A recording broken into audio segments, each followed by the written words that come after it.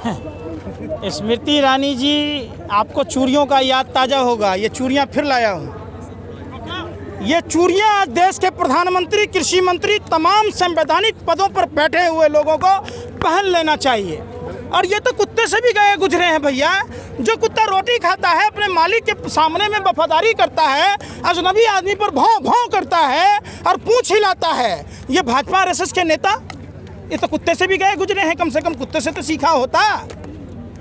सवाल उठता है पत्रकार महोदय, ये वही कौम के लोग हैं जब देश आज़ादी की लड़ाई लड़ रहा था 121 लोगों को फांसी हुई थी, 93 लोग इसी समुदाय से थे। 2600 लोगों को उम्र कैद की सजा हुई थी, उसमें 121 लोग इनके समुदाय से थे। जब हिंदू धर्म खतरे में था तो इन्होंने हिंदू धर्म की रक्षा की, अपने शीशों की कुर्बानी दी, अपने बच्चों को कुर्बानी दी। ये वही धर्म के लोग हैं। जब गुरु नानक जी ने लंगर शुरू किया था, आज पूरे देश में लंगर की सेवा है। वहाँ नहीं पूछा जाता है कि आप किस जाति धर्म के हैं, किस भाषा और प्रांत के हैं, कहाँ के रहने वाले हैं। आप जब जोरा घर में जाओगे जोरा रखने, लंगर चखने के लिए, तो आपके जोरे में पॉलिश करके मिलता है। मानवता की मिसाल कायम की थी। आज भाजपा आरएसएस के नेता अनर्गल बयान देते हैं, चाहे वह रंडवा मनोहर लाल खट्टर हो या दो कौरी का मनोज तिवारी, ही हौस दिली रिंकिया के पापा, जब 5 रुपया के अंडा के लिए बिग बॉस में छीछा लेदर कर दिया। जो दिल्ली में महिला शिक्षिका ने गाना के लिए बोला, अरे नाचने गाने वाले को गाने के लिए नहीं बोलेगा तो क्या बैरिस्टरी करने के लिए बोलेगा? आप डॉक्टर हो, दवाई लिखोगे? तो महिला का अपमान किया। जब सासाराम की महिला का पति गुजर गया अनप्लान्ड लॉकडाउन में, वो घर जाना चाह रही थी, मनोज तिवारी कहाँ था? ये सवाल उठता है ना। आप क्यों ला रहे काला कानून? 103 साल पहले राष्ट्रपिता महात्मा गांधी बैरिस्टरी छोड़कर बिहार के चंपारण आए, वहाँ से उन्होंने आंदोलन किया, पूरा देश एक साथ था, गोरे अंग्रेजों को 7 समुंदर पार खदेड़ दिया गया। और ये राइट सीक्रेट सर्विस वालों को किसने अधिकार दे दिया भाई? मुसलमान आंदोलन करे तो पाकिस्तानी। आपने अनुराग ठाकुर का बयान सुना होगा कि देश के गद्दारों को गोली मारो, सालों को। जब यही मौलाना बीजेपी में चले गए तो इनके जीजा फूफा हो गए। जब वहाँ महिलाएं बैठ रही थी तो बाजारू थी, जब वहाँ चली गई तो इनकी बहन हो गई। आपने फारूक अब्दुल्ला को भी देखा होगा, जब बीजेपी में वाजपेयी सरकार में थे तो देशभक्त हो गए, महबूबा से राखी बंधाते थे, बाद में देशद्रोही हो गया। तो ये सर्टिफिकेट बांटने का काम आपका नहीं है, आप सावरकर के लोग हैं। जब देश आज़ादी की लड़ाई लड़ रहा था, सेलुलर जेल में 80,000 स्वतंत्रता सेनानी बंद थे, उसमें एक अकेला सावरकर ही ऐसा था जो 60 रुपया महीना गोरे अंग्रेजों से दलाली लेता था, माफ़ी मांगा था। तो गोरे अंग्रेज का जीजा फूफा लगता था जो 60 रुपया महीना देता था। ये भगत सिंह के काम के लोग हैं, जिसके खिलाफ सूर्य नारायण ने वकालत की थी और जिसके खिलाफ हिंदू महासभा के सरसादी लाले में झूठी गवाही दी, जिसके कारण भगत सिंह को फांसी हुई। आज भी उसका मवाना मेरठ के साइड में चीनी मिल वगैरह है, जाके देखिए, इतिहास गवाह है। आप कल भी गोरे अंग्रेजों के दलाल और मुखबिर थे, आज भी विदेशी शक्तियों के हाथ में खेल रहे। ये हक आपको नहीं दिया कि हमारे ही देश के लोगों को आप अलग अलग तरह से नक्सली कहिए। छात्र आंदोलन करे तो नक्सली हो गया, मुसलमान करे तो पाकिस्तानी हो गया, पंजाबी किसान आए तो खालिस्तानी हो गया, माने आप ही देशभक्त हो गए। एक बात बताइए, भाजपा के राष्ट्रीय अध्यक्ष बिहार में जाते हैं, कहते हैं 300 आतंकी बिहार में घुस जाएगा।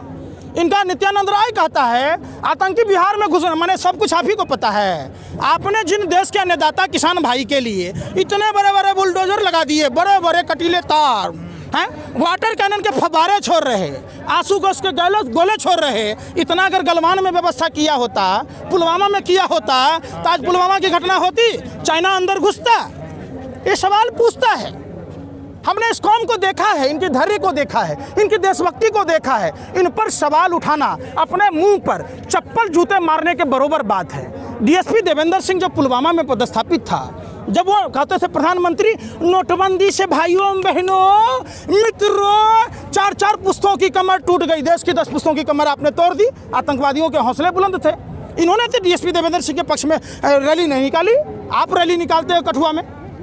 सवाल उठता है ना, जो डीएसपी देवेंद्र सिंह नोटबंदी के बाद दिल्ली चुनाव से पहले आतंकवादी ला रहा था, उस पर एनआईए चार्जशीट दाखिल क्यों नहीं की? इसका मतलब पूरी की पूरी स्क्रिप्ट जांच। एक बात बताइए, सैटेलाइट ये बता देता है कि पंजाब के खेत में, हरियाणा के खेत में पराली जलता है तो वो धुआं यहाँ से वहाँ उठ के आता है।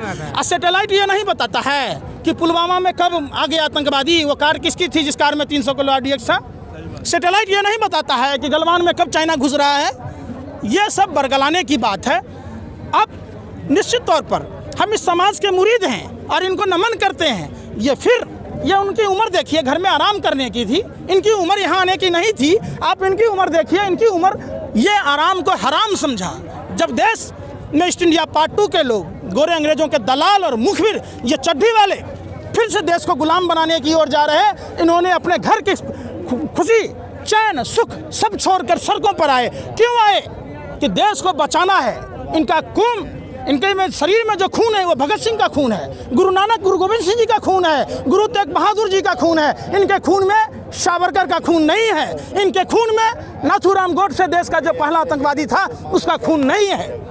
ये वही हैं। भगवान श्री कृष्ण ने कहा था कि किसान ईश्वर के सहायक होते हैं, राजा अपने राज्य का पालक होता है। ये देश के अन्नदाता किसान तो पूरी मानवता के पालनहार हैं। भगवान श्री कृष्ण ने कहा था।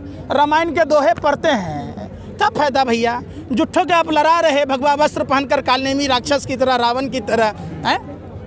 हिंदू धर्म में कहाँ लिखा हुआ है? हिंदू धर्म की रक्षा किसने की आपको भी पता होगा, इन्हीं लोगों ने तो की थी। गुरुजी वो अगर शीश की नहीं दान करते, अपने गुरु गोविंद सिंह जी अपने बच्चों की कुर्बानी नहीं देते, तो आज हिंदू धर्म बचता क्या? तो कैसे हिंदू धर्म के ठेकेदार हो सकते हैं? ये रामायण के दोहे पढ़ते हैं, मन की बात में कहते हैं 100 दिन में अच्छे दिन नहीं आए तो सूली पर लटका देना, 50 दिन में काला धन नहीं आए तो पछुआरे पर लात मारना। आ जाइए, नहीं आया अच्छा दिन, बुरा दिन आ गया। कह रहे थे काला धन, काला धन, काला धन का पर्चा का नेहरू फाड़ दिया ऊपर से। नेहरू जी कहते हर बात में कांग्रेस पर लगा रहे हैं। कांग्रेस के कथावाचक हैं आप। आपको देश ने लीडर चुना है, आप डीलर बने हुए हैं, देश देख रहा है। जब आप एक बात बताइए, 30 दिसंबर को पहला कोरोना का केस आया, 31 दिसंबर को WHO ने कहा, तो आप क्यों दिल्ली चुनाव में व्यस्त थे भाई? आपका तरीपार गृह मंत्री पर्चा बांट रहा था, आप रैलियां कर रहे थे। कोरोना भी अछूत मानता है इनको। ट्रंप की गुलामी की जा रही थी। 23 मार्च तक मध्य प्रदेश में व्यापक घोटाला वाले आटा चोर कंस मामा की सरकार बनाई गई और देश को कोरोना से छुपाया गया। क्यों? ये देश सवाल पूछता है। क्यों ट्रेनें बंद की गई? थाली पीटने से, अगरबत्ती जलाने से, दिया मोमबत्ती जलाने से भाग जाएगा?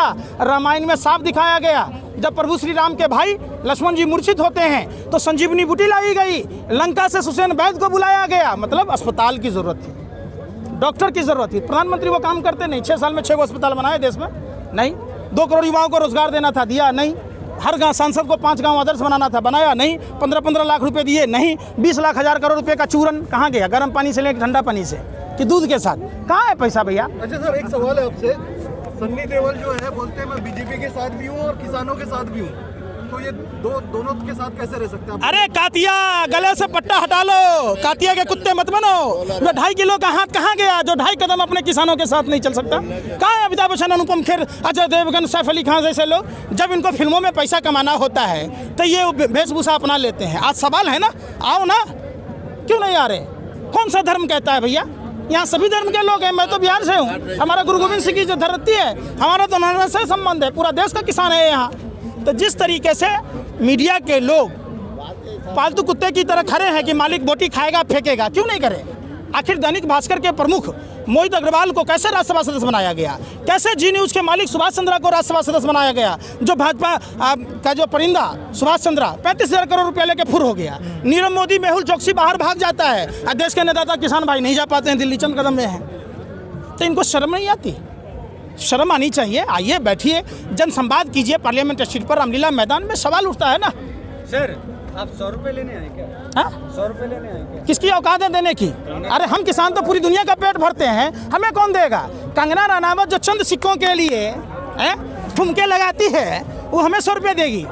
कंगना का छज्जा टूटने पर देश के तमाम लोगों का पेट में दर्द, सर में दर्द होता है। आज देश के किसान अन्नदाता कई भाई शहीद हो गए, हम उनको श्रद्धांजलि अर्पित करते हैं, उनको शहीद का दर्जा मिलना चाहिए।